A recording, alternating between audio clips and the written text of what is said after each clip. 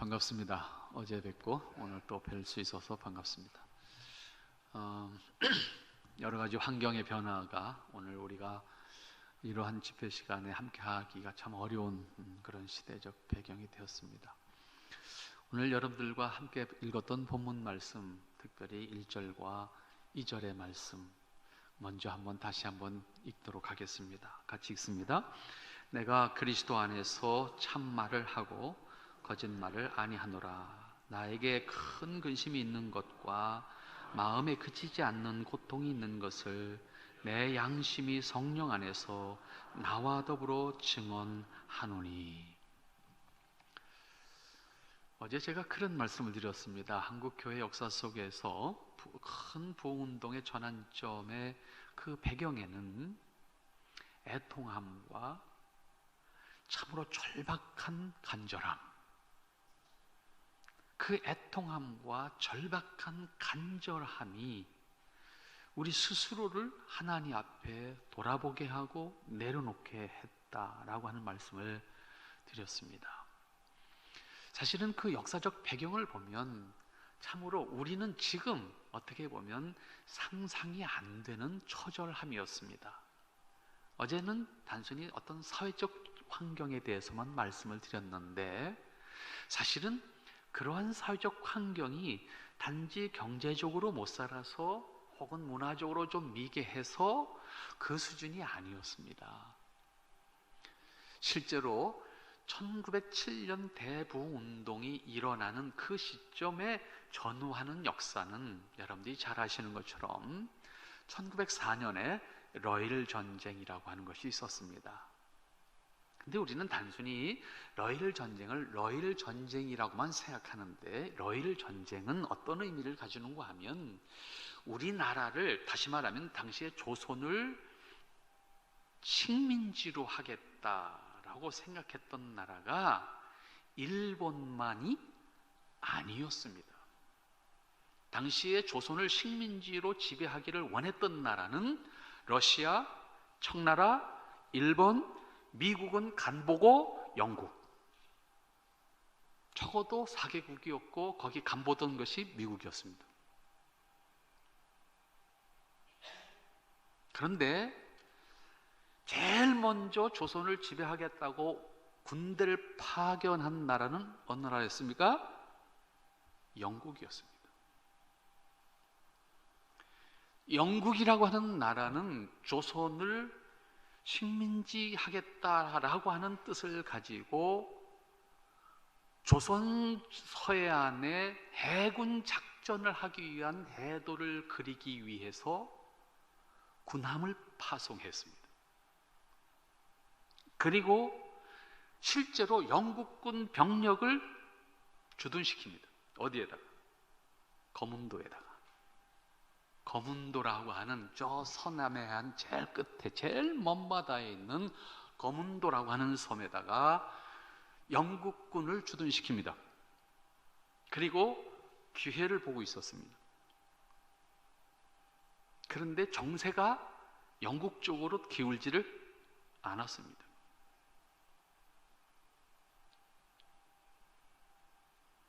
결국 조선 반도와 인접한 청나라 문제였고 러시아 문제였어요. 미국은 이제 신흥국가로서 세계의 힘을 과시하기 위해 간보는 입장의 나라였습니다. 결국 여러분들이 잘 아시는 청일전쟁이 먼저 일어납니다. 그런데 청나라하고 일본하고 전쟁하는데 전쟁터는 어디였어요? 청나라가 싸운 게 아니에요? 조선에서 싸웠다고. 러일 전쟁 했어요? 어디서 싸웠어요? 역시 조선에서 싸웠지 러시아가 싸운 게 아니거든요. 우리는 전쟁터였어요. 청나라와 일본의 전쟁에서, 청일전쟁에서 일본이 이겼습니다. 러일 전쟁에서 일본이 이겼습니다. 이건 무슨 의미일까요?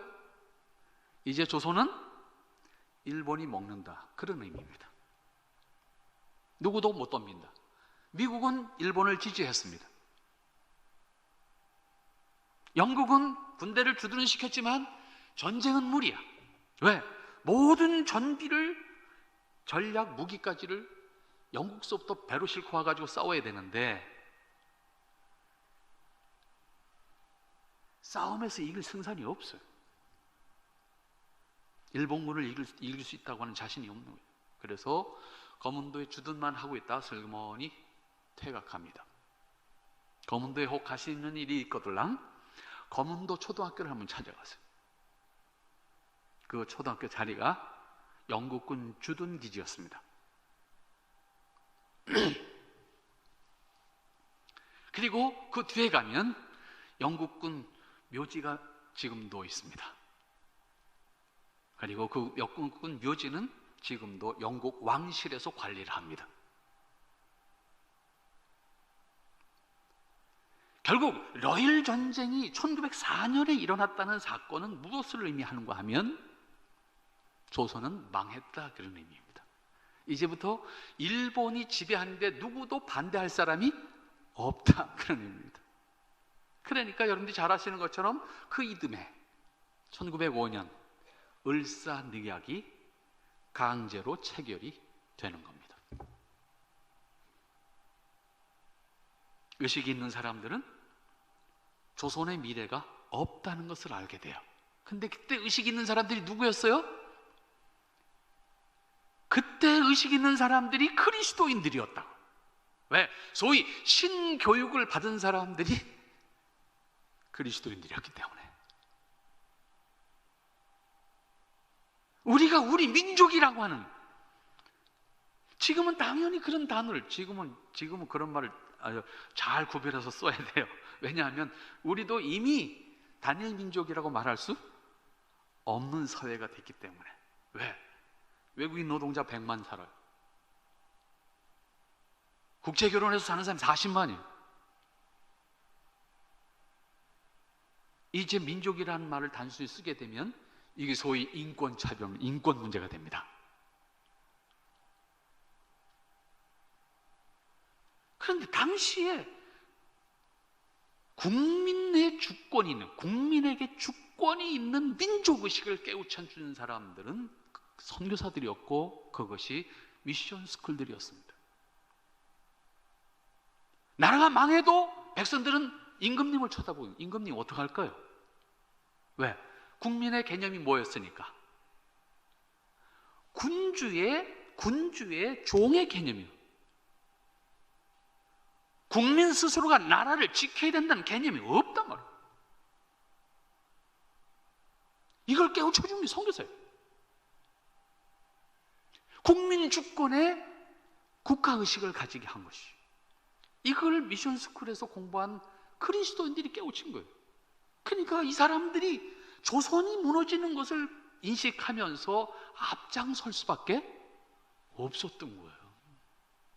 아무도 쳐다보고 있지 않는데, 당시에 유교가 지배했던 시대입니다. 하지만 여러분들이 잘 아시는 대로 3.1 만세운동을 할 때에 1919년 3월 1일 3.1 만세운동을 할 때 소위 민족대표 33인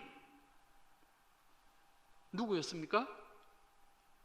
기독교 지도자들이 16명이었고 천도교 지도자가 15명이었고 불교 지도자가 2명이었습니다. 여기에 유교는 없습니다. 적어도 유교가 조선을 지배했다고 하면 조선이 망하는 과정 속에서 유교가 뭘 했어야 될 거 아니에요. 그게 지배 세력이었는데. 그러니까 지금 교과서에서 민족대표라는 말이 없어졌습니다. 여러분들이 학교 다닐 때는 배웠어요. 지금은 없어졌습니다. 왜? 누구도 민족대표로 선출한 바가 없다는 거야. 그러니까 민족대표가 아니라는 거야. 교과서가 이렇게 바뀐 겁니다. 그 절망적인 상황 속에서 나라가 무너지는 것을 보는 것이 그리스도인이었습니다. 세상 사람들은 무너지긴 무너지는데 어떻게 해야 될지를 모르고 있었고, 그리스도인들은 이 사실을 깨우치기 시작한 거예요. 그러니까 하나님, 우리가 왜 망해야 됩니까? 1905년 을사늑약 이후에 진행되어지는 과정은 일사천리로 갔습니다. 결국 1910년에 한일 합병이라고 하는, 강제 합병이라고 하는 조치가 취해짐으로 우리 식민지 역사로 들어가게 됩니다. 요 어간에 있는 것이 1907년 대부흥운동이었습니다. 어제 말씀드렸던 것처럼 얼마나 처절한 애통함, 얼마나 처절한 간절함, 절체절명의 상황 속에서 우리가 갈 길이 없습니다. 오직 하나님만이 우리의 소망입니다.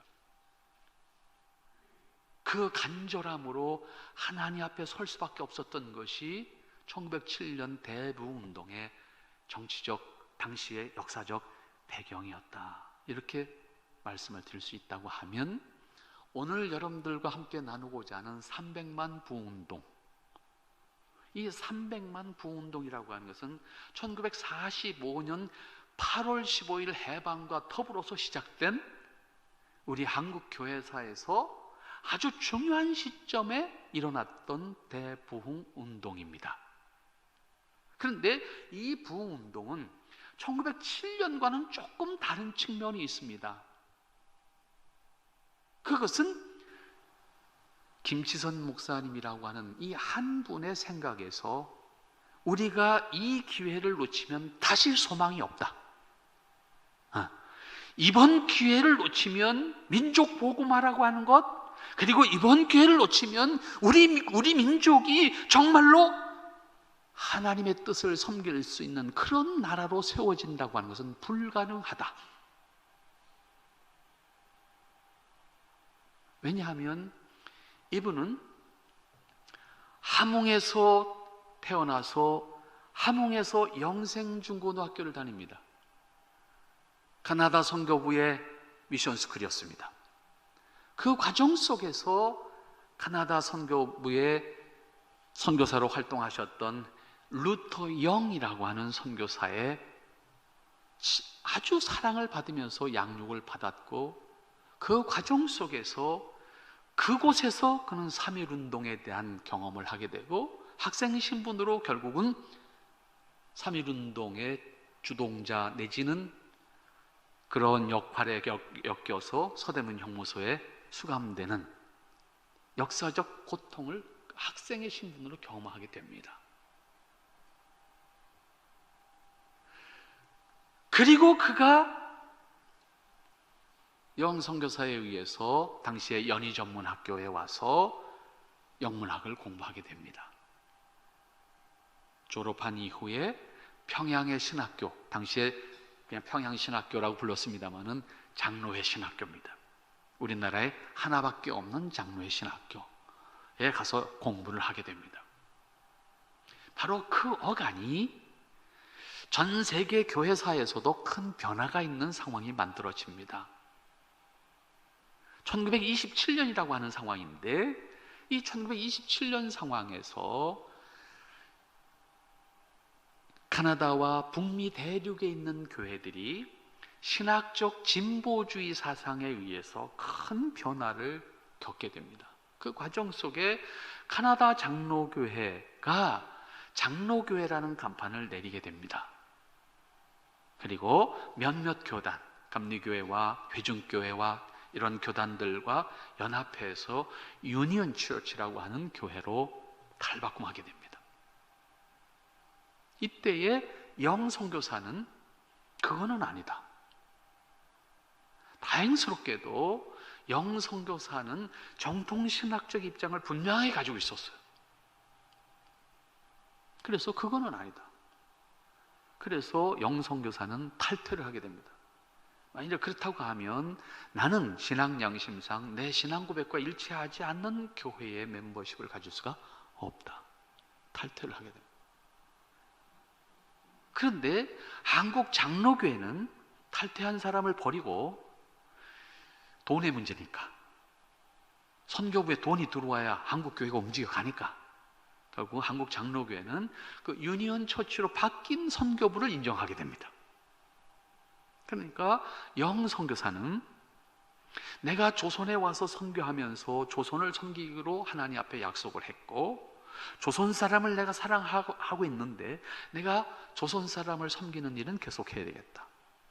그런데 자기가 이제 결국은 그 선교부를 한국 장로교회 인정하고 정작 이 정통신앙을 주장하고 있는 영선교사는 버리니까 영선교사는 한국을 떠나게 됩니다.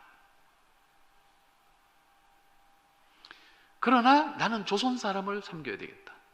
그래서 당시는 식민지 시대니까 일본으로 건너가서 일본에 있는 조선 사람들을 섬기는 일을 하게 됩니다.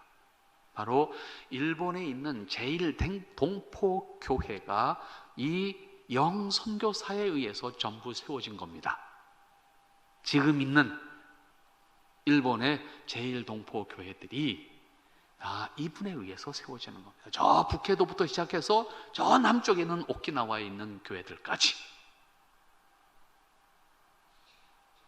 그렇게 활동을 하시면서 있는데 그 하관에 김치선 목사님은 연희전문을 졸업하고 이제 평양신학교 가서 공부를 하고 계시는 거죠. 영성교사로부터 연락이 왔습니다. 야, 너 일본으로 와라. 나를 좀 도와줘야 되겠다. 내 혼자 저 북해도서부터 오키나와까지 내가 감당하는 것은 불가능하다. 네가 와라. 그래서 김치선 목사님을 불러드립니다. 일본으로 불러들여서 일본에 있는 당시에 고베 중앙신학교라고 하는 신학교에 편입을 시켜서 공부를 마저하게 합니다. 그러면서 짬짬이 영성교사를 도와서 순회 전도자로 일본 안에 있는 우리 동포교회들을 보살피는 일을 하게 합니다. 그렇게 해서 고베 중앙신학교를 졸업할 때에 바로 다시 너는 이 조선 기독교회의 지도자가 되기 위해서는 네가 공부를 더 해야 된다. 그래서 영성교사가 김치선 목사님을 미국으로 유학을 보냈죠. 그래서 지금 알려져 있는 웨스트민스터 신학교, 웨스트민스터 신학교 한국인 1호 학생입니다. 공부를 마치고 박사과정은 달라스에 가서 할 수 있도록 김치선 목사님을 이제 영성교사님이 키우죠. 그리고 달라스에서 졸업을 했을 때 영성교사는 김치선 목사님을 일본으로 들어와라. 내 하는 일을 네가 해야 되겠다. 그래서 돌아온 다음에 순회 목사로서, 목사는 없고 교회는 많고 지역은 넓고, 그러니까 순회 목사로서 일본 전역을 돌아다니면서 부흥회를 하시고 교회에 용기를 주시고 이런 사역을 하게 하셨죠. 그러다가 언제까지 그럴 수만은 없으니까 네가 교회를 하나 맡아야 되겠다. 그래서 그 중에 가장 큰 교회였던 동경의 동경중앙교회에다가 목회를 할 수 있도록 영성교사가 배려를 합니다. 근데 바로 그 과정 속에서 일본이 대동아전쟁 말기를 맞이하게 되죠. 이때에 김치선 목사님이 목회하던 한인교회죠. 지금으로 하는 한인교회에 목회를 하는데 일본 안에서도 일본 기독교가 탄압을 받습니다. 조선의 기독교만 탄압받는 것이 아니라 일본 기독교도 탄압을 받고 그런 과정 속에 일본에 있는 조선 교회의 교회들도 일본인과 똑같이 해야 된다. 이런 이제 강제 조항들이 만들어지면서 조선말을 쓰지 말라. 설교도 조선말로 하지 말아라. 이런 이제 강제 조항들이 내려지는데 김치선 목사님은 내가 한국 사람인데 내가 한국말 하는 게 뭐가 잘못된 거예요? 그래서 한국말로 계속 설교를 했죠. 그런데 어떤 신자인지는 모르지만 신자가 갖다 경찰서에서 고자질을 했어.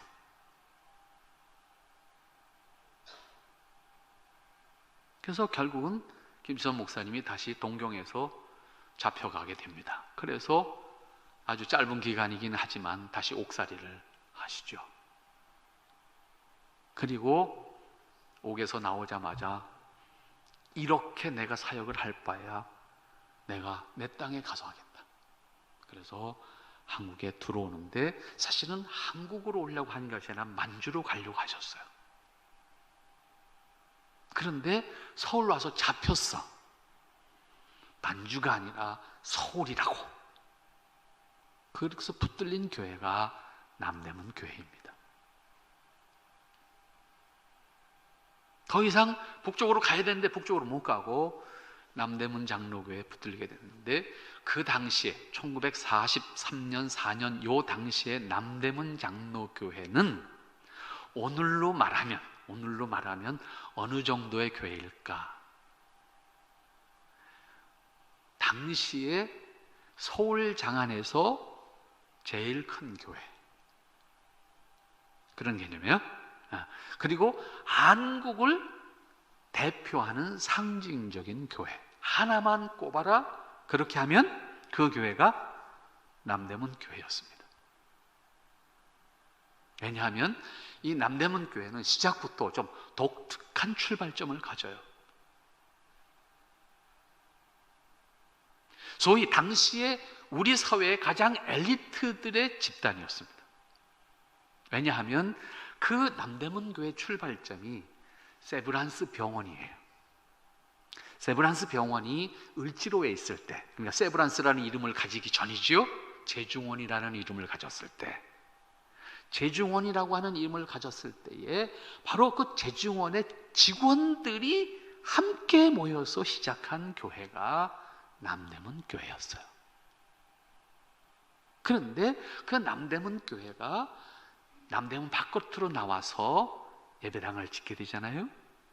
그러다 보니까 당시에는 가장 교통의 중심지가 어디였어요? 서울역이었어요. 서울역에서 딱 서서, 지금은 대우빌딩이 가려서 안 보여. 서울역에서 딱 서서 보면 남산자락에 가장 큰 건물이 두 개가 있었는데, 하나는 세브란스 병원이고 하나는 남대문 교회예요. 그 교회의 당회장으로 성도들이 붙들었어요. 우리를 가르쳐 주십시오. 그래서 이분이 거기에 안착을 하게 됩니다. 그리고 그때부터 이분이 일본에서 하던 일들을 계속합니다. 그것이 뭐였냐면 기도하는 거였어요. 내가 할 수 있는, 이분이 미국이라고 하는 당시에 신흥대국을 경험했어요. 신흥대국에서도 가장 발전했던 지역들을 다 경험했고, 일본에서도 가장 발달한 동경을 중심으로 해서, 물론 고베를 중심으로 해서 동경을 중심으로 해서 활동을 하셨어요. 그러니까 이분이 세계 정세를, 그리고 세계 문화를, 세계 정서를 읽었어요. 일본에서 목회를 하면서 조국 땅이 얼마나 피폐해 있는가를 그가 온몸으로 생각할 때에 몸부림치면서 우리 조국을 살려야 된다고, 일본의 모든 지역을 돌아다니면서 이분이 통곡을 하면서 늘 집회를 했습니다. 학자인데 학자의 모습이 안 보여요.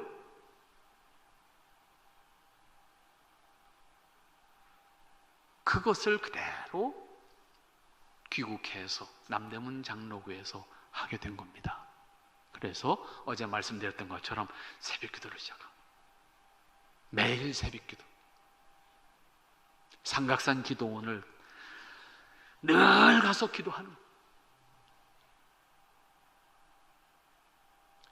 그렇게 무너져가는 조국을 보았고, 그 다음에 식민지가 끝나는 과정 속에 처참하게 박해를 받고 있는 한국의 백성들을 보면서 이분의 그 아픈 마음은 뭘로 달랠 수 있는 것이 없기 때문에 늘 울었어요. 그래서 이분이 얻어가진 별명이 있습니다. 그게 눈물의 예레미야라고 하는 별명입니다. 이 일본서부터 얻어가진 거예요. 왜? 이분은 설교를 시작할 때부터 끝날 때 울어. 그건 단순히 보여주기 한 게 아니에요. 그분 안에서 복받쳐 오르는 이 마음을 어떻게 주체할 수가 없으니까 우는 거예요. 근데 재밌는 것은, 재밌다 그러면 좀 외람됩니다만, 강의 시간에도 울어. 강의 시간에도 왜 너희들이 이걸 배워야 되고, 왜 너희들이 이걸 해야 되고, 그러면 강의 시간 끝나는 시간에는 다 울어야 돼. 그리고 끝나는 강의 시간 끝나는 건 다 통성기도야. 그래서 뜨거웠던 거예요. 그런데 일본이 망한다는 소식이 들어왔어. 이분의 생각이 뭐예요? 이 나라를 살릴 수 있는 절호의 기회다. 일본이 망하는 이 순간 이 나라가 다시 살 수 있는 유일한 기회다. 이번 기회를 놓친다고 하면 우리 민족은 살 길이 없다. 대국들의 틈바구니 속에서 아무것도 갖지 못한 우리가 살아날 수 있는 것은 우리 의식이 깨어져야 되겠는데, 이것이 깨어지는 것이 그냥 될 문제가 아니다. 결국은 먹고 사는 문제가 아니라 영혼이 깨어지지 않는다고 하면 우리에게는 다시 소망이 없다. 그래서 해방의 소식과 더불어서 이분이 기획하게 되는 것이 300만 부흥 운동이라고 하는 겁니다. 그래서 300만 부흥 운동을 어떻게 계획을 했느냐 하면 말 그대로 요즘으로 말하면요, 그런 거죠. 10사람이 교회 대표가 모여서 10교회를 책임지고 10교회가 다시 10교회를 책임지고, 이렇게 해서 300만 명, 당시에 우리나라 신자가 정확한 통계가 없습니다만은 사실은 정확하게 몰라요. 해방 직후에 우리나라에 그 해방을 전후해서 우리나라의 기독교 신자가 어느 정도일까라고 했을 때 대략적으로 말하는 것이 50만입니다. 50만인데 북쪽이 30만이고 남쪽이 20만입니다. 대략. 뭐 통계라고 하는 것이 정확하지 않기 때문에 단정적으로 말할 수는 없어요. 그러나 어쨌든 해방을 기점으로 봤을 때 이북이 30만이고 이남이 20만입니다. 이러한 정도의 신자 숫자였는데 300만 부흥운동이니까 6배를 더 늘려야 되는 거죠. 50만을 기준으로 한다고 하면 이제 6배를 늘리는데, 문제는 남쪽만 해야 되잖아요. 이제 북쪽은 못 가니까 남쪽만 해야 돼. 남쪽만 300만이라고 했을 때 남쪽에 당시에 20만을 기준으로 하면 몇 배입니까? 다시 상당히 커지는 거예요. 15배가 넘어지는 거예요. 300만을 계획하죠. 남쪽 기독교는 300만을 계획하죠. 그래서 10명 단위로 구성을 해서 이 반도 전체를 전도해서 그 300만이 다 결실을 맺는 그 순간 우리가 함께 연합 집회를 하자, 이런 운동을 전개하게 되는 겁니다. 그렇게 해서 기간을 정하고 그렇게 해서 사람들을 동원하고, 그런데 이 한 사람의 생각으로 끝나는 것이 아니고 그 뜻을 당시에는 지금처럼 장로 교단이 여러 개가 아니라 한 개였어요. 교단이 한 개였다고. 그래서 장로 교단이 그거를 김치선 개인의 문제가 아니라 우리가 해야 될 일이다. 그래서 총회 전도부가 이 일을 맡아서 하는 걸로. 그래서 총회 전도부가 전국의 조직을 가지고 이 작업을 하게 된 겁니다. 이렇게 하면서 김치선 목사님이 이것을 구체화시키기 위해서, 그러면 300만 부운동을 구체화시키기 위해서 할 수 있는 것이 뭔가? 총회 전도부를 중심으로 해서 각 지역의 전도대를 구성을 하고 지역 집회를 열도록 하고, 지역 집회에 강사들을 자원을 받아서 그 강사들로 하여금 요즘 말로 자비랑 집회를 하게 하고, 그래서 김치선 목사님 자신도 서울에서만이 아니라 부르는 데는 전국을 가서 부흥회를 하는 겁니다. 이 부흥회가 요즘으로 말하면 우리 한국교회가 자금이 있고 그랬다고 하면 빌리그레암을 넘었을 겁니다. 왜 그렇게 말할 수 있었는가 하면 당시에는 모일 수 있는 공공의 장소가 없었잖아요. 시설 설비가 없었잖아요. 가장 인기 있던 서울에서 장소는 한강 백사장이었습니다. 그리고 남산 야외음악당, 그게 나중에 야외음악당이 됐지만 거기가 일본 신사터입니다. 일제시대 때 경성신사가 있던 자리입니다. 그 자리에서 집회를 한 거예요. 근데 사람들이 어떻게 모였어요? 구름대처럼 모였어요. 아마 언론이 그 당시에 크게 활발하게 활동을 했었다고 하면 그 기록들이 좀 남았을 텐데, 저도 주워 들은 얘기예요. 이 얘기는 뭘 찾아볼 수 있는 근거가 없는 거야. 당시에 경험했던 사람들 이야기, 수소문해서 찾아가서 이야기를 들어. 도대체 그럼 그 당시에는 어떻게 됐습니까? 어떻게든. 그래서 사람들이, 김시선 목사님이 집회하는 장소에는 사람들이 구름처럼 몰려오게 된 겁니다. 그때의 파트너로 그 역할을 감당해줬던 우리나라의 아주 유명한 목사님이 한 분 계신데, 그분이 손양원 목사님. 여러분들이 손양원 목사님 기념관에 가시면 손양원 목사님하고 두 분이 찍은 사진 하나 있는데, 그건 김치선 목사님이. 모르니까 가서 사진 보고 얼굴 모르니까 그냥 오지만, 손양원 목사님하고 한 분이, 이렇게 두 분이 나란히 앉아서 찍은 사진이 하나 딱 걸려 있는데, 거기에 손양원 목사님과 김치선 목사님. 김시선 목사님의 파트너로서 해방 직후에 한국교회를 살려야 된다고 부흥회를 앞장서서 했던 분이 바로 손양원 목사님. 학교에 와서도 부흥회를 해주시고, 그 먼 길, 지금처럼 무슨 교통편이 편한 길입니까? 한 번 올라오는 것이 천리인데 그 길을 마다하지 않고 올라오셔서 부흥회를 하시고 그리고 내려가시고, 그렇게 김치선 목사님의 부흥회라고 하는 것은 당시에 대형 집회를 주도하는 부흥회였습니다. 지방 어디를 가든 김치선 목사님이 오시면 그 지역의 모든 신자들이 모이고, 그리고 사람들을 전도해서 데리고 나와서 개종을 시키는 작업을 하게 되죠.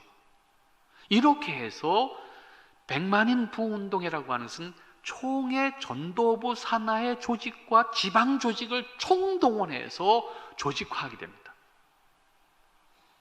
그래서 사람들을 모아놓고 집회를 하고 개종을 시키고 이런 작업을 하게 되는데, 김치선 목사님은 그렇게 전도부 조직만 가지고 하는 것이 아니라 그 다음에 이걸 구체화시킬 수 있는 작업이 뭐냐라고 했을 때에, 결국은 당시에는 절대적으로 뭐가 부족했어요? 지도자가 부족했잖아요.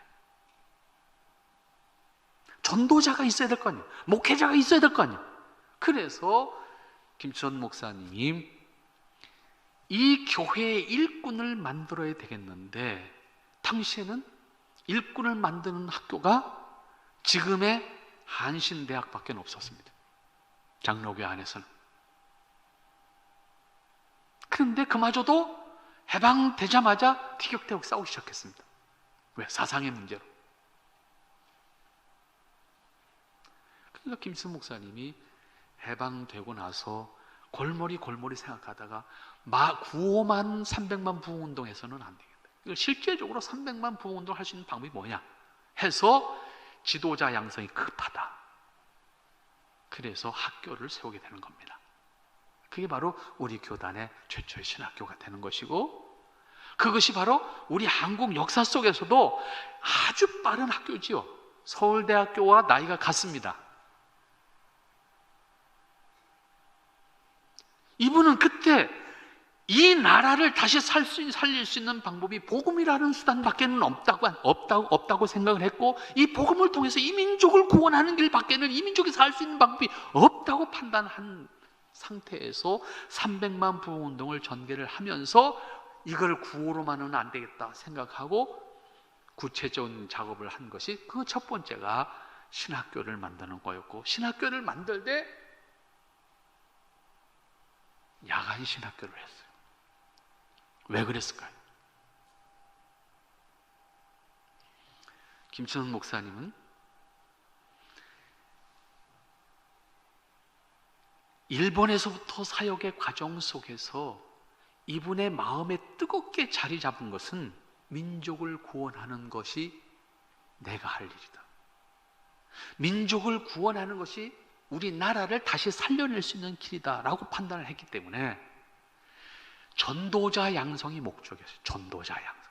학자도 아니고 훌륭한 학자도 아니고 전도자 양성. 이게 첫 번째 목적. 두 번째는 남대문 교회 목사님이셨어요. 말씀드린 것처럼. 그런데 해방 직후의 38선은 지금처럼 철조망이 없었습니다. 그리고 초기에는 왔다 갔다 할 수가 있었습니다. 시간이 갈수록 점점 못 다니게 막았죠. 그러다 보니까 북쪽에 있던 그리스도인들 가운데서 머리가 빨리 돌아가는 사람들은 남쪽으로 가야 된다라고 생각을 한 거예요. 그러니까 많은 북쪽의 신자들이 이미 6.25 전쟁 이전에 많이 내려옵니다. 그런데 내려와서 어디로 가겠어요? 내려와서 눈에 딱 띄는 게 남대문 교회야. 자연스럽게 남대문 교회를 찾아 들었고, 한 사람이 찾아 들어오면 입에서 입으로 전달해서 고향 사람들이, 친척들이 다 몰려서 남대문 장로교에 모이게 됩니다. 그래서 남대문 장로교회는 북쪽에서 내려온 이북의 그리스도인들이 가장 많이 모이는 교회였습니다. 그런데 이 사람들이 모든 걸 버리고 왔잖아요. 근데 그 사람들은 이미 짧지만 이북에서 공산주의를 경험했잖아요. 내려와서 그 마음, 자신들이 가지고 있는 뜨거운 마음과 안타까운 마음, 그러나 먹고 살아야 돼. 그러니까 낮에는 뭔가 먹을 걸 찾으러 다녀야 돼. 그러니까 김시현 목사님이 야간으로만, 먹고도 살아야 되니까 낮에는 먹을 걸 찾아라, 밤에는 공부를 해라. 그래서 야간으로 시작된 겁니다. 우리나라 1호 야간 신학교입니다. 그래서 야간으로 이북의 피난민들이 주로 학생이 된 겁니다. 그렇게 해서 구 대한신학교라고 하는 학교가 시작이 된 겁니다. 그리고 그 학생들은 숫자가 기하급수적으로 늘어나기 시작해요. 그러면서 이때에 구체적인 다시 말하면 300만 부흥운동을 어떻게 완성할 것인가라고 하는 대안들을 내놓기 시작합니다. 그때 나온 대안 가운데 구체적인 것이 무엇인가 하면, 우리 교단 목사님들만 알고 있는 구호가 하나 있습니다. 그것이 뭔가 하면 28,000 동네에 가서 우물을 파라. 이 우물 파기 운동이라고 그래요. 당시에 행정 단위가 28,000 마을 정도가 됐답니다. 그러니까 모든 마을에 교회를 세워라. 이게 당시에 학생들에게 주입되는 작전 명령이었고, 그리고 그것을 감당해야 하는 사명이었어요. 너희가 공부하는 것은 명예를 얻기 위한 것이 아니라 이 민족을 살리기 위한 것인데, 이 민족을 살리기 위해서는 이 민족이 사는 모든 곳에 가서 복음을 전해야 되고 거기에 교회를 세워야 된다. 그래서 28,000 동네에 가서 우물을 파라. 그래서 우물 파기 운동이라고 하는 운동을 전개하면서 우물이라고 하는 잡지를 펴내게 됩니다. 그래서 학생들에게 그 우물 판단을, 요즘 말하면 개척하는 거지, 교회 없는 마을에 가서 복음을 전하고 개척을 해서 교회를 세워라. 이게 구체적인 명령이었어요. 저희가 신학교 다닐 때만 하더라도 입학생 들어갈 때는 꿈이 많어. 뭣도 하고. 근데 매년 상담을 해. 매년 상담을 해가지고 졸업할 때가 되면 똑같은 단어가 나와야 되는데, 그 단어이 뭐야? 개척할 겁니다. 이 답이 나올 때까지 세뇌를 시키는 거예요. 응? 그래서 우리 교단 출신들이 장점이 뭐냐면 개척을 잘해. 그리고 실제로 우리 교단은 거의 다 개척해서 세운 교회입니다. 선배들로부터 물려받은 교회가 없어.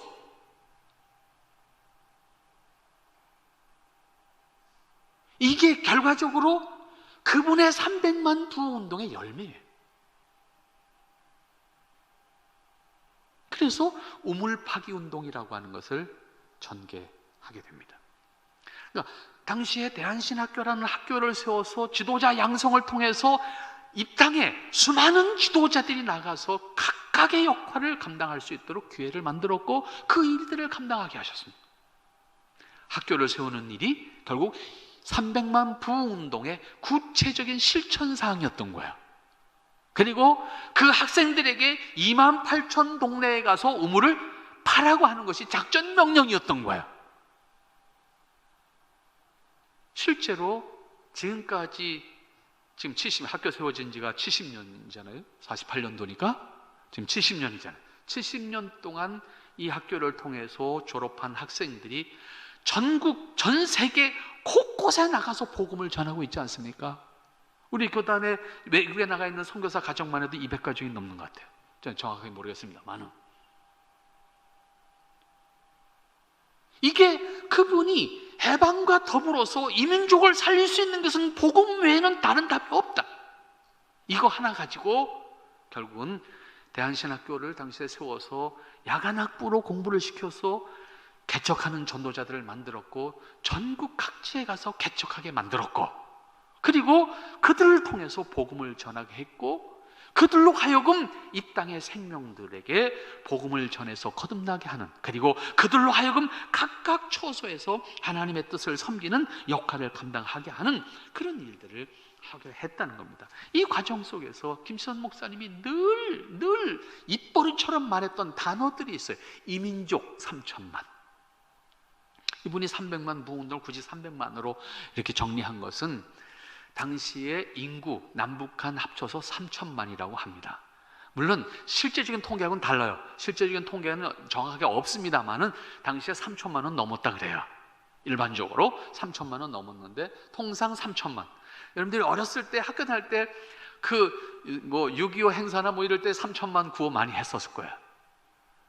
3천만이 남북한 인구인데 거기에 10분의 1을 우리가 복음을 전해서 바꾸어 놓는다고 하면 이민족이 살아날 수 있는 길이 분명히 열린다.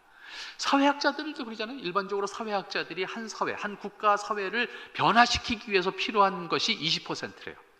국민의 20%가 같은 생각을 하면 얼마든지 바꿔갈 수 있다는 거예요. 그런데 한국교회는 20%라고 말하면서 우리 사회를 못 바꿔가고 있잖아요. 여기 뭐가 문제냐라고 하는 것을 우리는 내부적으로 아주 심각하게 생각해야 되는 거예요.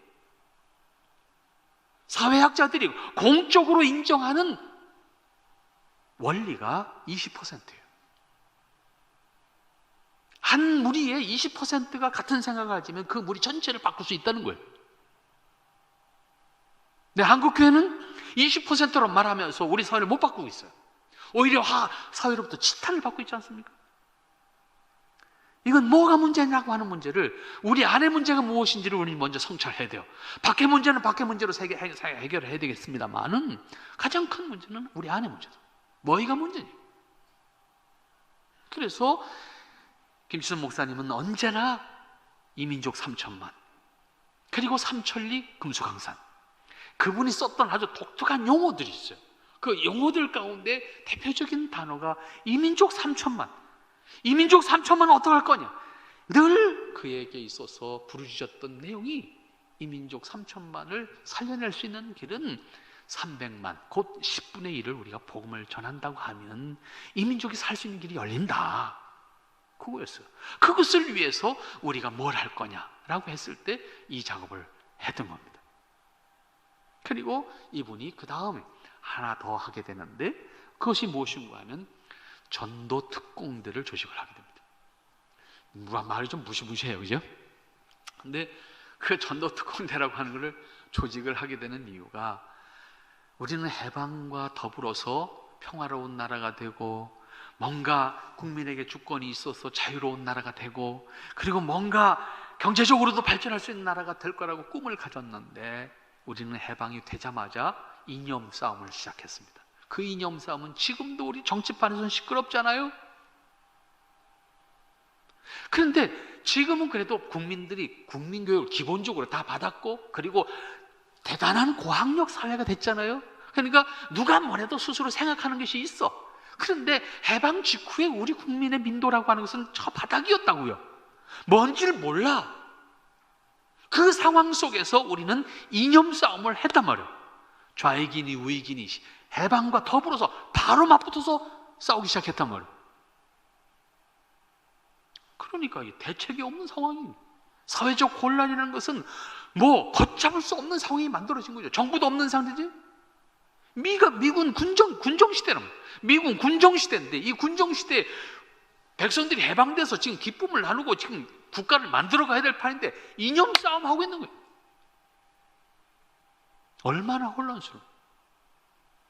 백성들은 무지한데 우쪽이냐 좌쪽이냐 갖고 싸우고 있는 거예요. 좌는 뭐고 우위는 자기들도 몰라. 이런 상황 속에서 나라 꼴이 망가지고 있잖아요. 여러분이 잘 아신 대로 지금 여순 사건이나 제주도의 4.3 사건이나 우리가 이제 뭐 일반적으로 알고 있는 거잖아요. 근데 사실은 여순에만 있었을까요? 제주도에만 있었던 사건인가요? 저는 제가 직접 확인한 것으로 확인한다고 하면 이 땅에 없던 것이 없어요. 다 있었습니다. 다시 말하면 좌우라고 하는 것 때문에 서로 충돌했어요. 마을마다 충돌했고 지역마다 충돌했고 거기에는 수많은 사람들이 희생당했어요. 이건 누구의 잘못, 누구의 잘함이 아니에요. 비극적인 우리 민족의 역사고 비극적인 우리 고통이었던 거예요. 이걸 누구에게 책임을 물으면 안 돼요. 우리의 아픔인 거예요. 그런데 정치권에서는 지금도 누구 탓이래.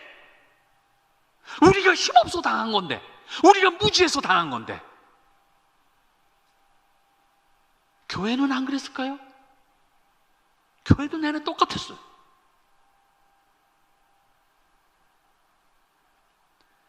(38도선이) 지나가는 곳에 제가 우리 신앙의 유산들을 우리 후손들에게 남겨줘야 된다는 책임 때문에 우리 신앙의 유산들을 발굴하는 작업을 30년 했습니다. 누구도 안 알아줬어요. 내 밥 먹어가면서. 그 과정 속에서 발견한 충격이었어요. 어느 책에도 없고 어느 자료에도 없고 어느 논문에도 없어요. 그런데 38도 선상에 있었던 마을들을 찾아가서 과거의 교회 역사를 뒤졌습니다.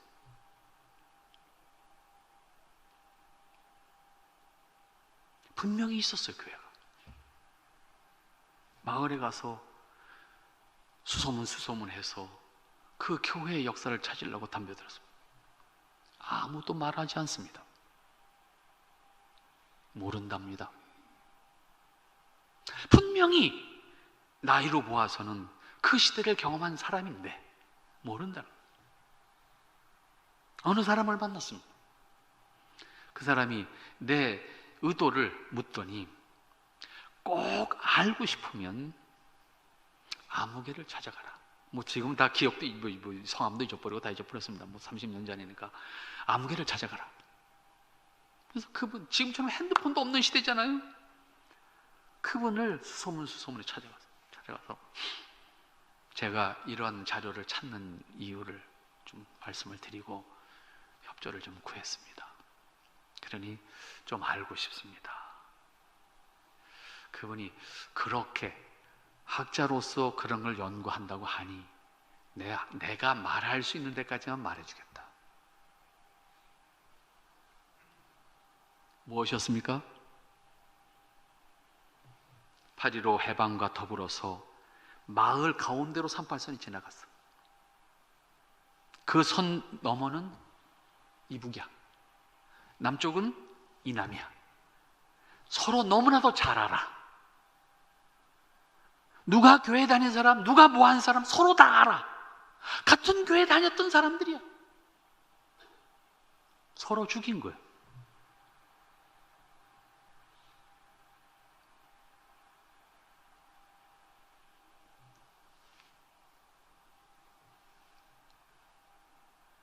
어디 기록도 없습니다. 우리 현대사는 역사적으로 해결할 문제가 굉장히 많습니다. 그런데 교회사도 다르지 않습니다. 어느 교회사도 이걸 다루는 책을 내가 본 적이 없습니다. 이건 역사 현장에서만 볼 수 있는 겁니다. 그래서 우리가 어떻게 결정했는가 하면 우리의 과거 역사는 없는 걸로 하자. 6.25가 끝난 다음에 거기 다 남쪽이 됐잖아. 이제 서로 죽였던 사람들이 같은 마을에 있잖아. 누굴 탓할 건? 그러니까 우리가 누구 탓하면 지금도 또 원수가 돼야 되는데, 같은 마을에 살고 있는데 어떡하니? 그러니까 우리가 못나서, 우리가 부족해서, 우리가 힘이 없어서, 태평양 전쟁을 일본이 일으켰지 우리가 일으켜놨나요? 근데 왜 우리가 반토막이 납니까? 일본이 반토막이 나야지.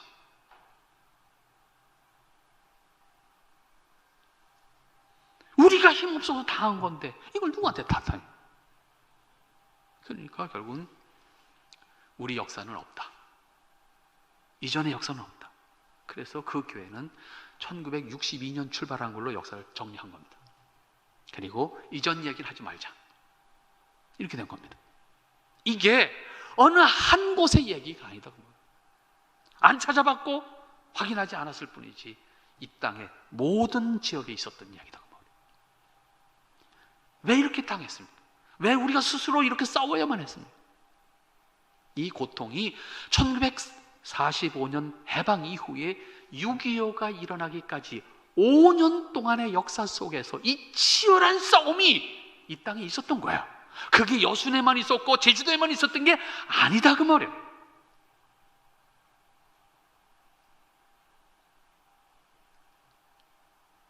이때에 분연히 일어난 사람이 김치선 목사님이에요.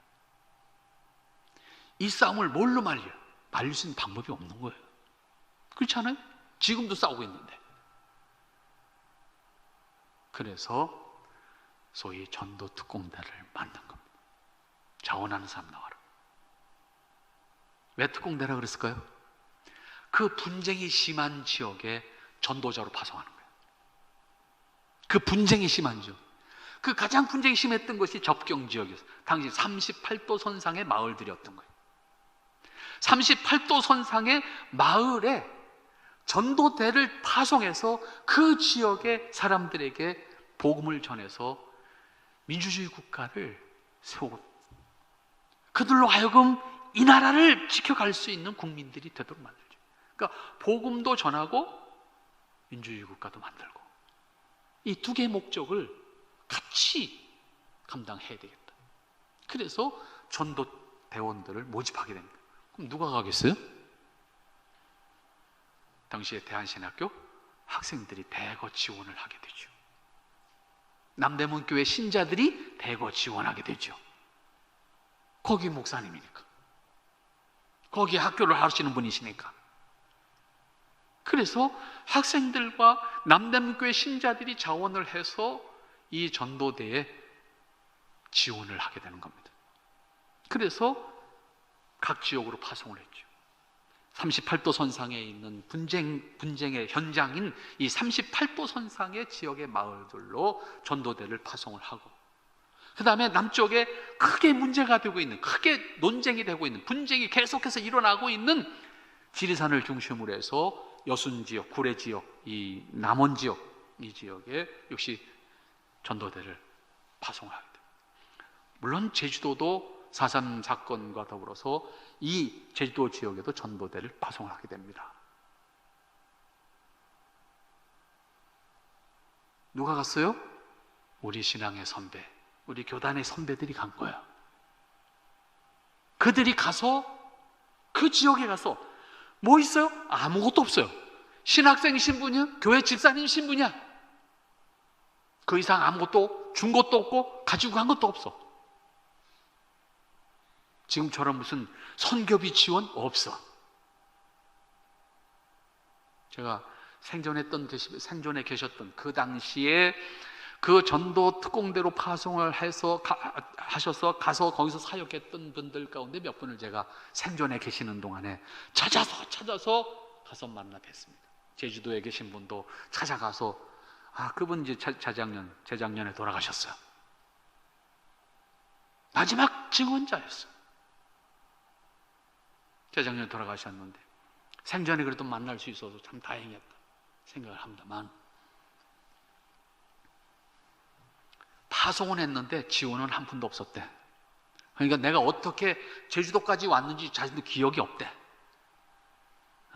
분명히 나는 300만 부흥운동의 전도대원으로 제주도 왔다. 이건 분명하게 기억하시는데, 그 이후에 후속 조치가 뭐였습니까? 저는 이걸 캐고 싶은 건데 그거는 없었대. 파송식하고 끝이었대. 알아서 왔대 여기까지. 그리고 죽을 때까지 그분은 이북분이셨는데 제주도에서 끝내 제주도에서 마지막까지 사셨다가 제주도에서 별세를 하셨습니다.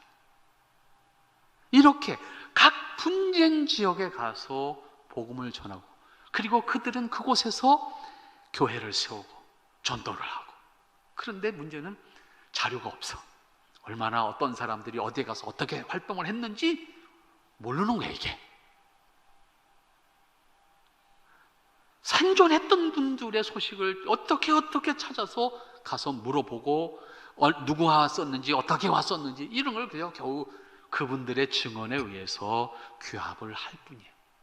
그러니까 예를 든다고 하면 지리산 지역만 해도 23명 정도가 갔대요. 그럼 생각해 보세요. 이게 당시에 1948년도 기준으로 본다고 하면 이게 적은 게 아니잖아요. 제주도만 해도 그분이 1차로 갔는데 1차에 8명이 갔대. 그 이후에 가신 분들이 몇 명인지 자기는 모른대. 이렇게 당시에는 자기가 먹고 사는 문제 이전에 이 나라가 살아야 된다라고 하는, 이 나라를 구원해내야 된다고 하는, 오늘 이 바울 사도의 심령, 이 심정, 오늘 읽었던 바울 사도의 이 로마서 9장 1절 2절의 말씀에서 나오는 이 그의 말할 수 없는 그 고통, 애통, 당장 자기도 먹고 살 수 있는 방법이 없는 시대에 이 민족을 구원할 수 있는 길이, 기회가 지금밖에 없다고.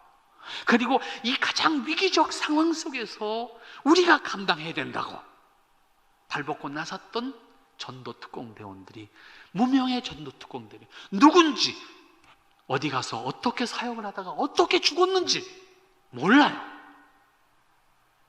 그 중에 그나마 유일하게 한 분, 지리산에서 순교하신 분을 우리가 기억하고 있을 뿐입니다. 그러나 그분조차도 누구도 기억을 해주지를 않아요. 제가 그분의 무덤을 찾아간 것이 1980년도 10월 달이었습니다. 1980년 10월 달에 구례를 찾아가서 그분의 무덤을 물어 찾아갔습니다. 그 당시에는 구례 중앙교회가 그 무덤을 알고 있었어요. 그래서 그분의 무덤을 찾아서 그때 이후에 지금까지, 제 책임이에요. 뭐 아는 사람 저밖에 없으니까 그저 틈이 나면 지나가는 길에라도 들러서 한번 무덤이라도 쳐다보고 올 수밖에 없는 심정이죠. 그리고 그분이 사역했던 교회, 그분이 순교당한 지점, 이제 그분이 순교당한, 처형당했던 그 장소조차도 이제는 그냥 풀숲에 묻혀가는 옛날 고갯마루길이 되고 말아요. 거기 어떤 표석이 있는 것도 아니고, 누가 증언해주는 사람이 있는 것도 아니고, 그분이 순교당했던 장소를 알기 위해서 그 지역의 사람들의 증언, 이제는 증언해줄 사람들도 다 별세하셨기 때문이죠. 그나마 30년 전에 찾아서 그 당시에 생존했던 분, 그 현장을 봤던 분들, 이 증언을 해줘서 그나마 찾을 수 있었어요. 지금도 그분이 목회하셨던, 마지막 목회를 하셨던 그 교회, 월전교회라는 교회인데, 그 교회를 지나가리면 길이면 일부러 좀 찾아가면 늘 미안하지요. 가면 목사님 발벗고 뛰어나와요. 어려운 길로 오셨다고. 근데 정작 내가 그분에게 뭘 도와드릴 수 있는 건 아무것도 없어요. 그저 교인, 노인네들 몇 분 나오는 그 지산 산골대기에 조그마한 교회인데, 그냥 전설 따라 삼천리 같은 이야기들로 들려오는 거죠. 그 산골에 살면서 동네에 나가서, 장터에 나가서 북을 치면서 사람들을 모아서 전도를 했대. 그분의 마지막 사진이 큰 북을 메고 북치는 거리 행진하는 것이 그분의 마지막 사진입니다. 사람들이 모여들면 복음을 전하는 거죠. 그게 미워서 공산주의자들이 사살을 하게 되는 거죠. 그렇게 죽음을 당하면서 복음을 전했던 것이 전도 특공대입니다. 그 당시에 전도 특공대입니다. 그렇게 해서 처형을 당해서 죽어서 지금은 구례 공동묘지 어느 산골짜기, 구례 공동묘지가 굉장히 큽니다. 굉장히 큰데 그 산골짜기 밑에 그저 조용히 잠들어 있는 모습으로 계신데 늘 가서 뵐 때마다 안타깝죠. 사모님은 그 이후에 아이들 기르느라고 얼마나 어려웠겠어요. 한번 생각해 보세요. 그 어려운 시대에 복음 전한다고 질산 산골짜기 들어갔다가 갑자기 남편은 사살당해서 죽고 자녀들 기르려고 얼마나 힘들었겠어요. 결국은 자녀들은 다 지금 한국 땅에 살지 않고 미국에 가서 살아요. 그런데 손자 하나가 부산에 삽니다. 겨우 그 사람하고 제가 어떻게 수소문해서 찾았어요. 정말 어디 서울 남산에 가서 김서방 찾듯이 부산을 헤매서 찾았어요. 그 사람들은 아무것도 몰라. 뭐 할아버지 얘기인데 할아버지 얘기를 못 알아. 할아버지 본 적도 없는데. 하지만 어쨌든 그 집안하고 연결을 할 수 있는 유일한 방법입니다. 그러한 우리가 상상할 수 없었던 시대에 상상할 수 없는 섬김을 사역을 했던 그 사람들이 있어서 오늘 이 땅에 복음이 전해졌고 이 땅이 전 세계가 부러워할 수 있을 만큼의 교회 성장을 이루었던 거예요. 누가 저절로 해준 거 아니라고요. 그 피 흘림이 있었고 그 희생이 있었던 거예요. 그런데 300만 부흥운동이라고 하는 것은 그런 의미에서 어떤 단기간 안에 뻥 하고 터져가지고 일어나서 끝난 사건이 아니, 300만 부흥운동은 달성되었어요. 왜? 우리나라 기독교 신자가 300만 넘은 지가 언제입니까? 그렇잖아요? 하지만 남쪽 그리스도인 20만일 때 김치선 목사님은 300만 부흥운동을 부르짖으면서 그 일을 기획했고 그 일을 이루어 가기 위해서 구체적인 안을 내놓은 겁니다. 그리고 그것을 학생들에게 세뇌를 시킨 겁니다. 그리고 그 일에 동참하도록.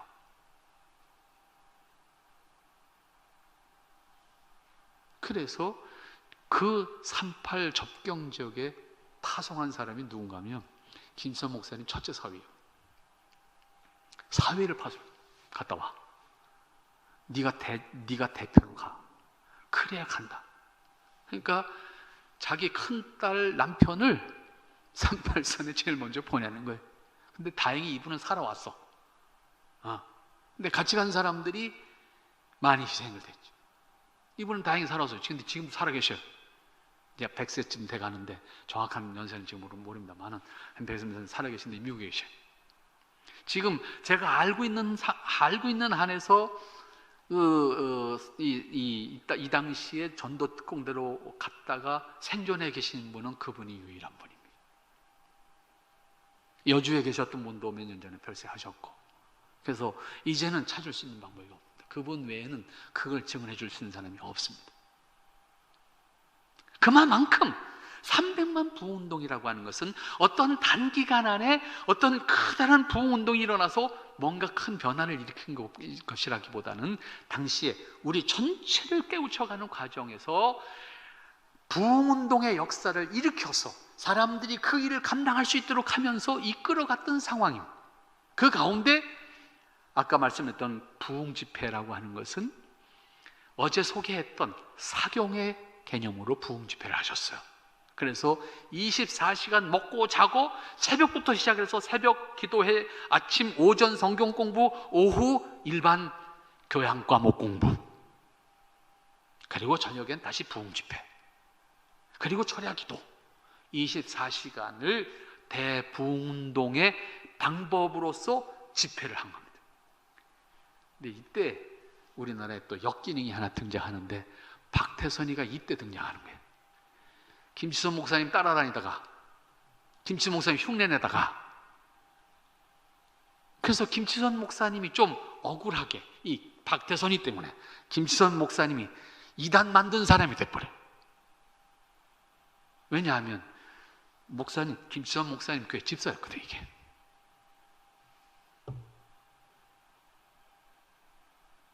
사람들이 구름대처럼 몰려다녔어요. 오늘날 헌금 나온 거 갖고 도망갔어. 그게 박태선이. 그만큼 300만 부흥운동이라고 하는 것은 한 개인의 아이디어에서 출발을 했지만은 이 땅 남한 땅에 복음을 전하는 일에 서울 장안에서만의 문제가 아니라 서울서부터, 아니 저 38선서부터 시작해서 저 남쪽 끝에 제주도 땅까지 전국적으로 복음을 전하고, 그 복음 전하는 운동을 통해서 이 땅에 복음화와 더불어서 이 민족이 살아날 수 있는 유일한 길이라고 하는 판단을 통해서 김치선 목사님은 이 300만 부흥운동이라고 하는 것을 전개하게 됩니다. 여러분들에게 드린 자료는 그 300만 부흥운동의 실제적인 내용들이 어떻게 진행되어졌는지에 대한 자료들을 여러분들께 드렸으니까 그것을 여러분들이 아마 살펴보신다고 하면 그 부분에 대해서 여러분들이 조금 도움이 되지 않겠나 이렇게 생각을 하고, 거기에 가장 큰 역할을 한 것은 역시 남대문 장로교회예요. 목사님의 그 뜻을 남대문 장로교회가 받아들인 거죠. 물론 처음부터 받아들인 것은 아니에요. 신학교 하겠다고 했을 때 남대문 교회는 반대했습니다. 그러나 김치선 목사님이 설득을 했죠. 이걸 왜 해야 되는지, 이게 우리 민족이 살 수 있는 유일한 길이다. 이거를 감당해 주는 것이 우리 교회이어야 된다. 우리 교회가 아니면 누가 하겠냐? 대한민국 땅에서 우리 교회만한 교회가 없는데 우리 교회가 안 하면 누가 하겠느냐? 이걸 설득을 하죠. 그 설득을 통해서 교회 안에다가 야간 신학교를 시작을 하게 된 겁니다. 그렇게 해서 300만 부흥운동을 주도해 나갈 수 있는 일꾼들을 만들어낸 거죠. 그 일꾼들을 통해서 이 땅에 300만 부흥운동을 넘어서 이제는 1000만 그리스도인을 넘어서 1200만 그리스도인이라는 것을 우리가 말할 수 있는 시대가 되지 않았습니까? 이것이 어느 날 자연스럽게 된 것이 아니에요. 그런데 이 300만 부흥운동이라고 하는 것은 김치선 목사님의 개인적인 생각이 아니에요. 결국은 그분의 기획이었지만 그분은 1907년 부흥운동을 분명히 인식했어요. 그리고 그 이어지는 100만인 구령운동도 분명히 기억을 했어요. 그래서 300만 부흥운동을 전개하면서 1907년 대하부흥운동과 100만인 구령운동이라고 하는 것을 상기시키면서 300만 부흥운동이 우리 민족의 살 길이다, 그렇게 답을 제시한 거야. 그런 의미에서 오늘 우리가 소망교회가 감당해야 될 일이 뭔가, 한국 기독교가 감당해야 될 일이 뭔가. 교회는 이만큼 늘어났고, 그리고 한국의 남쪽의 크리스천들이 이만큼 늘어났는데 20만이었을 때 300만 부흥운동 하자고 부르짖었을 때 그것은 먹혔는데 1200만, 1000만의 그리스도인이 있는 이 시대에 한국 교회가 과연 지금 이 사회에 그 말이 먹히고 있는가? 이것을 우리가 생각한다고 하면 우리가 무엇에 문제가 있는가? 우리 자신들에게는 어떠한 문제가 있고 한국 교회는 어떤 문제가 있는가? 이거를 애통하는 마음으로 성찰하고, 우리가 지금 배부르니까 우리가 배부르면 됐지, 여기서 멈춘다고 하면 영혼의 갈급함, 영혼의 애통함이 없이 한국 교회가 살아있는 생명력 있는 교회가 될 수가 없고 한국 교회에 맡긴 사명을 감당할 수가 없는 겁니다. 바울이 애통하고 있는 이 심정으로 우리가 돌아가서, 우리가 바울의 심정으로 돌아가서 복음을 전하지 않으면 안 된다라고 하는 이 애통함이 우리에게 있어야 된다는 거예요. 그런데 우리는 환경적으로 이게 참 어려워졌습니다. 배고플 때는요, 배고픔을 해결하기 위해서라도 교회에 다녀야 된다고 생각했어요. 그렇지 않습니까?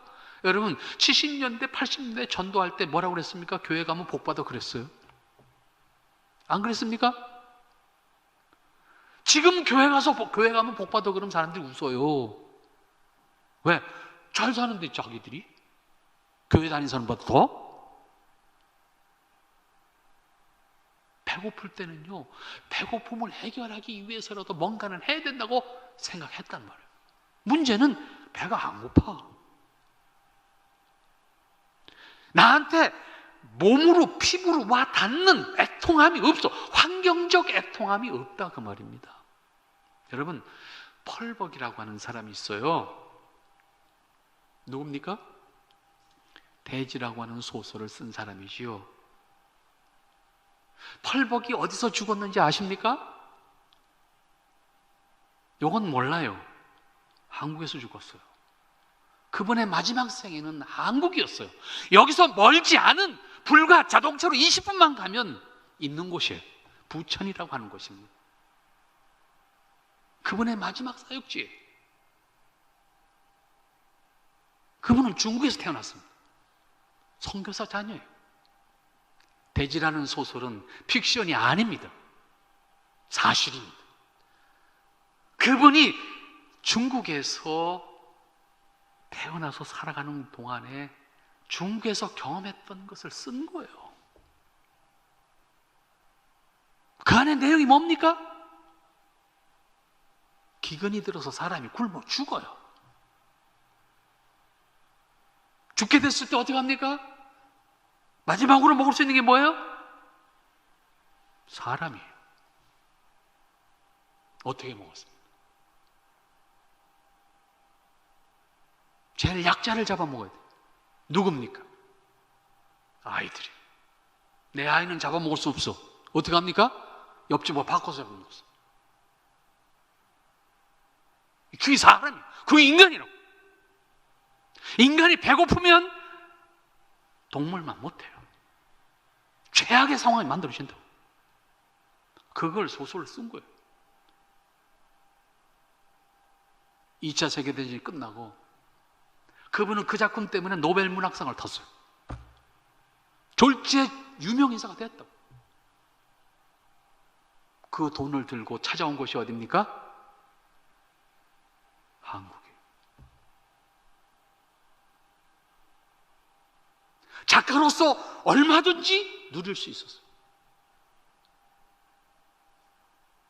하지만 그 돈을 들고 전쟁으로 망가진 이 땅을 찾아와서 전쟁으로 말미암아 생긴 고아들을 누구도 돌보지 않을 때 펄벅은 여기 와서 이 땅의 고아들을 품었다고.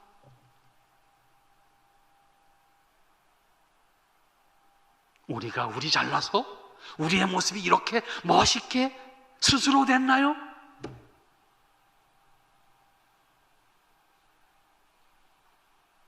펄벅이 마지막까지 이 땅의 전쟁과 아들을 보듬어 안기 위해서 그분의 모든 것을 부천에다 쏟았습니다. 근데 그분의 사역을 누구도 찾아보지 않아요. 그분의 삶을 뒤찾아가면서 이 땅의 신앙의 유산으로 우리 후손들이 배워야 되는데 남의 얘기야.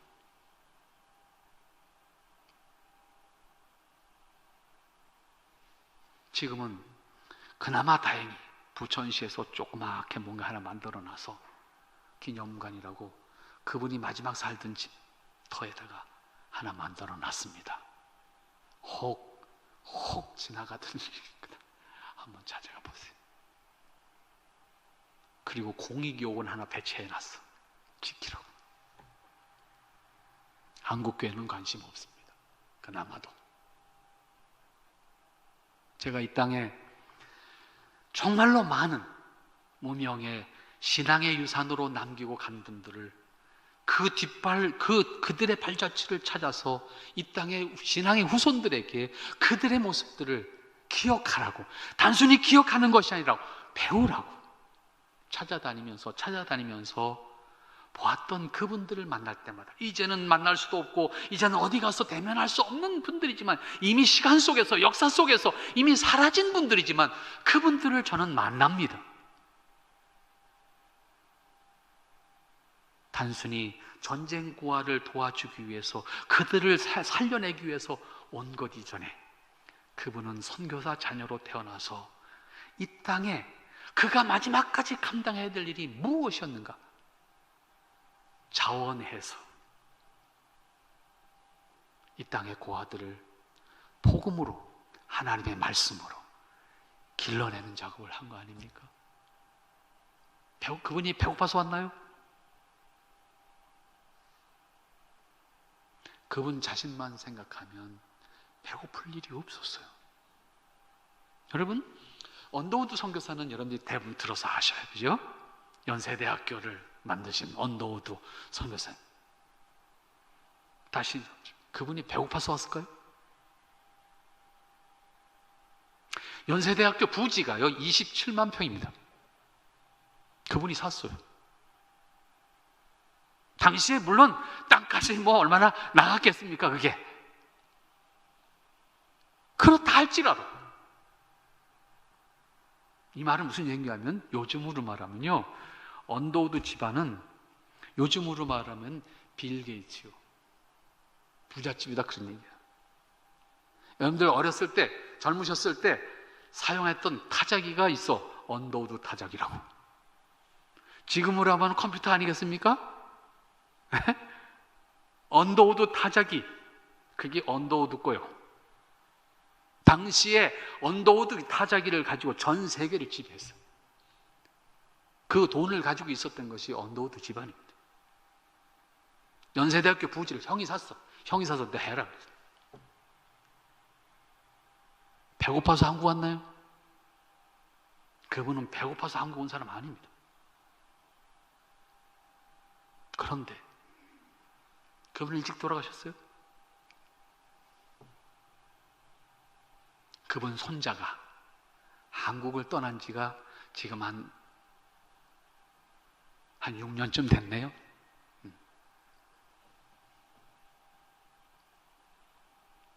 그 손자가 마지막 떠날 때의 이야기는 연세대학교 법인 이사회만 아는 이야기입니다. 마침 제가 그 이사회에 책임을 지고 있는 분과 당시에 교제를 하고 있어서 그 이야기를 제가 들을 수 있었습니다. 그 이야기를 들으면서 제 심정을 어떻게 표현할 수가 없었어요. 이걸 어떻게 해야 되나? 왜? 지금 연세대학교 재산이 얼마입니까? 한번 상상 한번 해보세요.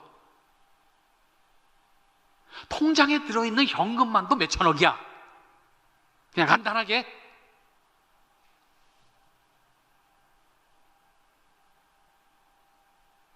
자기가 이사장을 하겠다면 얼마든지 할 수가 있어. 하지만 이사장 관두고 이사도 하지 않겠다.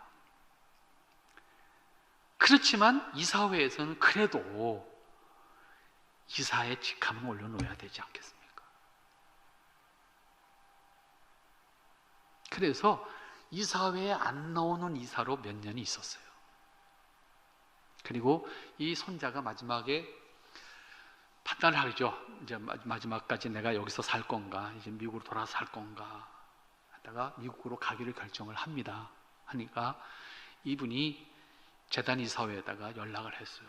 내가 이제 그만 한국을 떠나겠다. 그러니까 학교 쪽에서는 어떻게 되겠어요?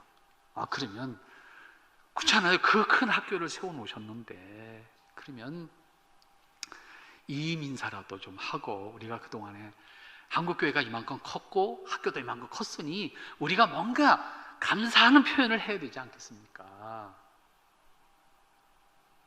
이분의 답이 뭐였습니까? 필요 없다. 아무것도 하지 말아라. 그게 내 마지막 뜻이다. 그거였어요. 그리고 나는 며칠 날 떠난다. 몇 시 비행기다. 알렸어요. 그러니까 학교 쪽에서는 그러면 비행장에서라도 그래도 기념사진 하나라도 남겨야 되지 않겠나. 그리고 뭔가 기념될 만한 거라도 뭐 전달해야 되지 않겠나. 그래서 준비를 하고 대기를 하고 전화가 왔어요. 나 지금 비행기 탄다. 나오지 마라. 오후 비행기라고 그러고 아침 비행기를 탄 거예요. 나 지금 공항인데 나 지금 출국한다.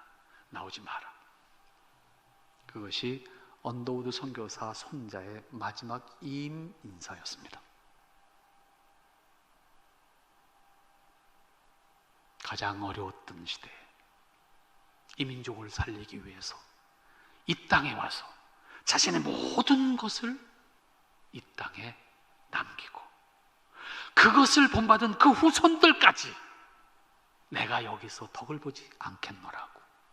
이거는 우리 할아버지의 뜻이었고 우리 아버지의 뜻이었고 그리고 그건 아버지가 이루신 일이다. 내가 이것을 통해서 덕 볼 일이 없다. 이제 우리 집안이 이 학교를 위해서 할 수 있는 건 다 했다고 생각하고 한국 경제가 이만큼 성장했고 한국 교회가 책임질 수 있으니 우리는 떠난다. 그리고 마지막 떠나는 거예요. 이 얘기를 들으면서요 정말 울컥하는 것이 나오는 거예요. 나 그분 만난 적 없어요?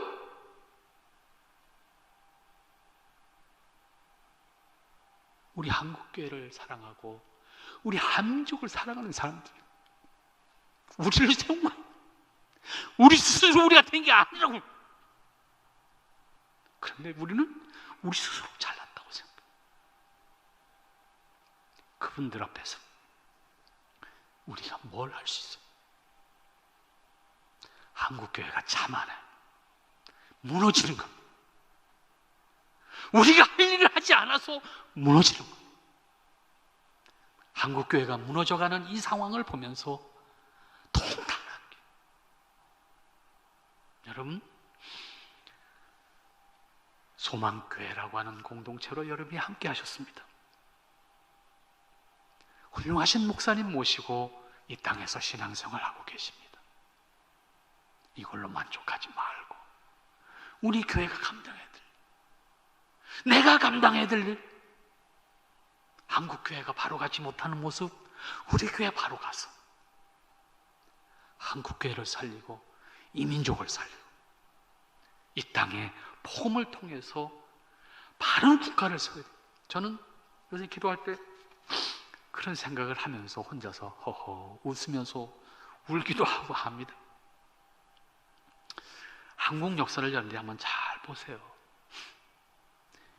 여러분 이 조그만 나라 아닙니까? 에?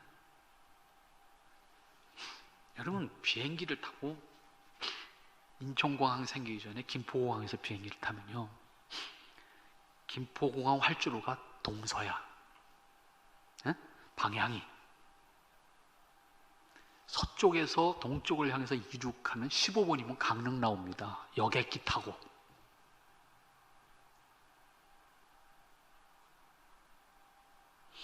제가 신학생 시절부터 팔도를 돌아다니는 뭔가 씌워가지고 이 땅을 두 발로 다 걷는 게 제 목표였습니다. 그래서 이 땅에 두 발을 다 걸었습니다. 그러면서 이 유적을 찾는 신앙의 유산을 찾는 작업 그 이후엔 또 겸해서 했습니다. 하늘에 올라가면 저는 창가에 앉아서 늘 이 땅을 내려다봅니다. 보면 어디가 어딘지 다 제 눈에 들어옵니다. 아, 저거는 어느 동네, 저거는 어느 동네, 저거는 어느 동네.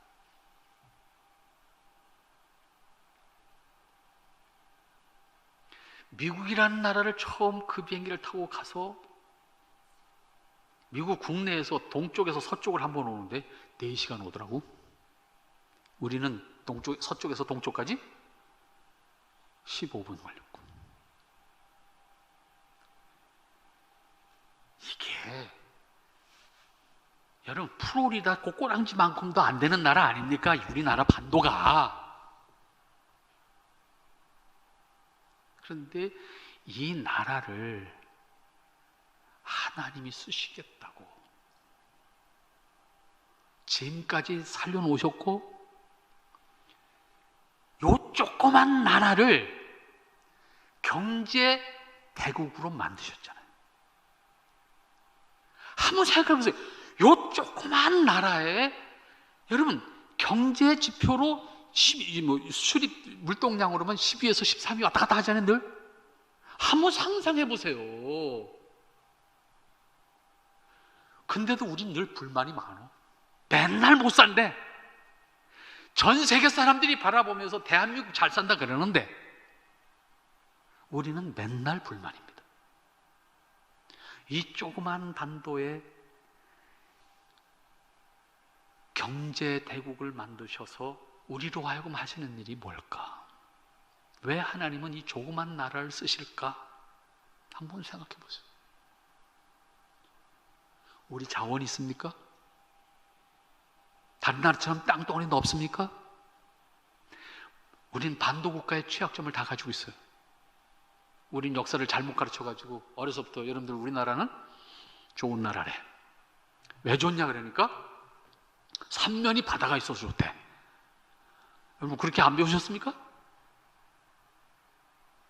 삼면이 바다인 나라는 한쪽만 막으면 꼼짝 못하는 나라입니다. 간단하게. 지금 우리가 지금 그 상황 맞닥뜨리고 있는 거 아닙니까? 삼면이 바다라는 것은 반도국가라는 뜻입니다. 반도국가는 전쟁을 치러야만 되는 나라입니다. 왜? 대륙은 해양으로 나가려고 그러고 해양의 섬나라는 대륙으로 들어가려고 하는데 그걸 반도를 통해서 들어가려고 그래. 맨날 얻어터지는 거야. 여러분들 배우지 않았습니까? 우리는 900 몇십 번을 침략받았대. 역사적으로. 그게 사실이라고 그러면 우리 얼마나 비참한 국가입니까? 그런데 분명한 거는 살아남았다는 거야. 그리고 전 세계가 부러워할 만큼, 전 세계가 기적이라고 할 만큼 부강한 나라를 만들었다는 거예요. 배가 부르니까 배 있는 게 없어. 할 것도 안 하고 안 해야 될 것만 해. 그 다음 뭐예요? 망하는 겁니다. 교회도 다르지 않아요. 그리스도인이 자각하지 않으면 이 나라를 끌고 갈 수 있는 방법이 없어요. 1907년 대부흥운동이 그리스도인들의 자각에 의해서 이민족을 살리는 운동이었고 300만 부흥운동이 절체절명의 상황 속에서 이민족을 살리는 부흥운동이었다고 하면 오늘 지금 잘 살고 배부른 상황 속에서 망가지고 있는 이 상황 속에서 이 시대를, 이 사회를, 이 민족을 바라볼 수 있는 것은 그리스도인에는 답이 없다는 거예요. 그런데 교회마저 난 배부르니까 관심 없어 하면 우리가 이룰 수 있는 것이 없는 거예요. 그리고 이 나라는 망하는 겁니다. 그 다음 망하는 겁니다. 과거에 망하는 것은 왜? 어차피 아무것도 없는 상태에서 망하기 때문에 그냥 괜찮아. 근데 지금 망하면 다시 일어날 수 있는 방법이 없어요. 이 위기를 오늘 바울이 느끼는 것처럼 애통하는 마음을 찢는 고통으로 우리 그리스도인들이 인식할 때에 우리 안에 부흥이, 우리 교회의 부흥이, 한국 교회의 부흥이 일어날 줄로 믿습니다. 이것은 여러분의 일입니다. 우리의 일입니다. 기도하겠습니다.